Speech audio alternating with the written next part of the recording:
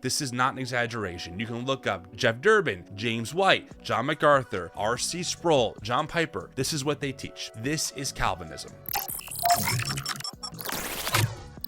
What's up, friends? Welcome back to another YouTube response video. Today, we're responding to John MacArthur. I saw this video, someone sent it to me. I watched it and my jaw dropped and I went, holy moly, we gotta talk about it. Now, if you are not familiar, John MacArthur is a household name in evangelical Christian spaces. I grew up under his teachings. The church that I attended was a big John MacArthur fan. His MacArthur Study Bible has sold over 500,000 copies. This man is a prominent name in the evangelical ethos. He's incredibly influential when it comes to theology. Now, John MacArthur is a Calvinist, and Calvinists essentially believe that God has predetermined who will get saved and who will not. They call this the elect. We'll get into that when we respond to this video, because John is talking about mental health in this video. I have some major beef with what he's talking about, especially as someone who grew up underneath his worldview and was taught early on that this is the only quote-unquote biblical way to accept the understanding of God, and if you don't accept it, you're no longer a true Christian. So let's get into this. As always, we do not believe in dehumanization of people, even folks that we really strongly disagree with and do not like. And let me be very clear, I do not like John MacArthur. We've covered his stuff before. He has said things that are just dehumanizing and belittling to other people. He has told women who are preachers to, quote, go home. And as we've covered in previous videos, about 2 years ago now, a news story broke that he shamed a woman who left her abusive husband, who is now in prison for abusing their children, and has not repented of that. In fact, John has never addressed the story. He's never addressed the wrong that he committed. With that being said, let's listen to what John MacArthur has to say about mental health issues. Here we go. Your anxiety is in proportion to your lack of understanding of the sovereignty of God. Okay, let's pump the brakes, John.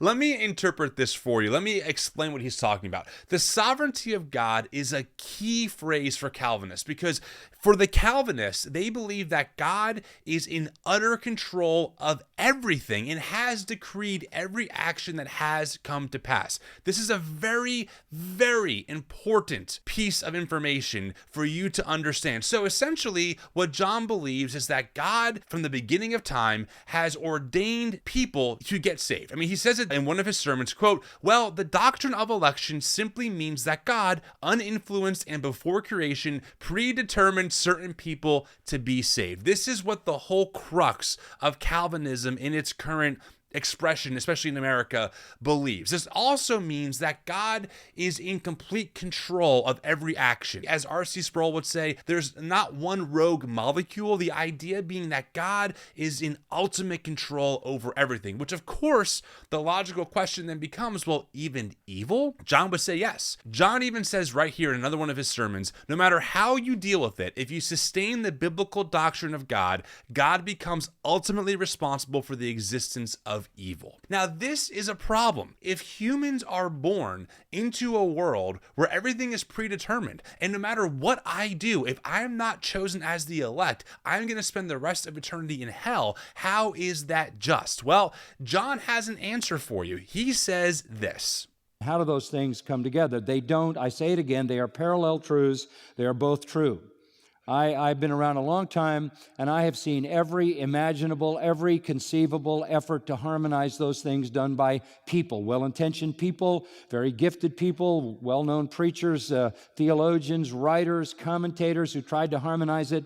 Anybody who ever tries to harmonize those two things destroys one or the other of them, or both of them. You can't change them. You can't tamper with them. You must be content to believe them both. That's right. You cannot harmonize these two things. These are two parallel truths that cannot be harmonized according to John. You just have to accept that God has predetermined what he's predetermined, and if you're not the elect, too bad, so sad.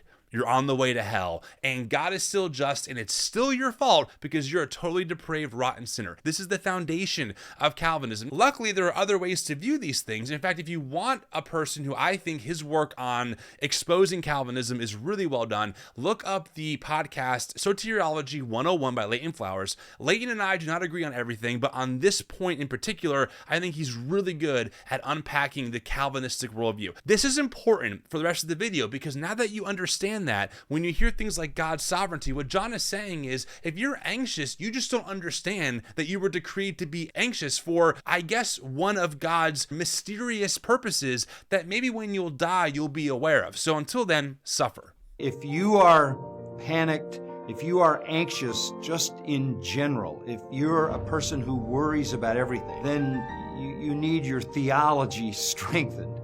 Yes, that's right. For John, your theology being strengthened is, again, you are just predetermined to be this way because God has decreed whatsoever comes to pass. If you have a mental illness of some sort, don't really look at conventional medicine because they're liberal and full of the world's logic, but just read your Bible more. Understand that God has predetermined you to be that way, and it's all for His glory. So your suffering actually means something. God gets glory from it somehow. You don't feel good about it. You're tormented. You're feeling terrible. But hey, as long as you understand this doctrine, it's all going to be okay. This is essentially what John is saying. You need to understand the sovereign purposes of God that He is working out in His providence on behalf of every believer. Now, there's a key word here. First off, two things. He says you need to understand the sovereign purposes of God, but also no one understands the sovereign purposes of God until He reveals it to you, which presumably for many people is when you die. So you might never understand your suffering in this world. You might never understand why you were afflicted with depression or anxiety,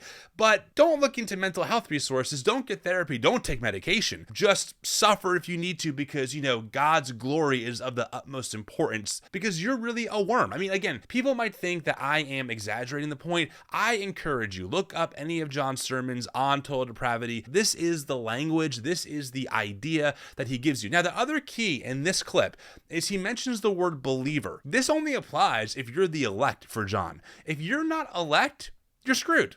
You're screwed. There's no hope for you. This is why I don't think Calvinism is actually a gospel at all. There is no good news unless you were randomly and arbitrarily picked before the foundation of the earth to be chosen by God to not burn in hell forever. If you're one of those lucky lottery winners, congratulations. When you die, you're going to be in bliss. You might suffer now, but it's all good because you'll be in heaven one day. If you're not part of the elect, not only were you predetermined to be not elect, but you're also at fault for offending God and incurring His wrath on you because you're a totally depraved, evil sinner who will then get the just punishment of what you deserve, aka hell. This is Calvinism. This is tulip theology. This is not an exaggeration. You can look up Jeff Durbin, James White, John MacArthur, R.C. Sproul, John Piper. This is what they teach. They won't put it this way, but this is what they teach. Now, having said that, let me add one footnote. If you are continuing in sin and you're not repenting and dealing with it before God, you will be anxious and you will have fear and you will lose your assurance because that will be the discipline of God in your life. All right, so there you go. Another fear to add on to your already anxious mind that, well, maybe I am feeling this way because I'm being punished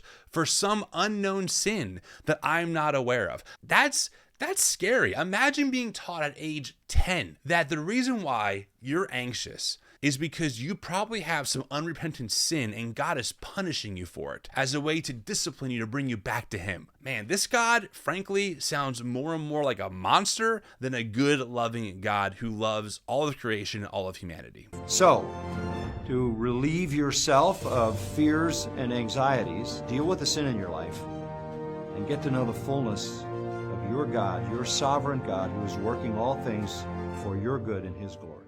Yeah, there you go.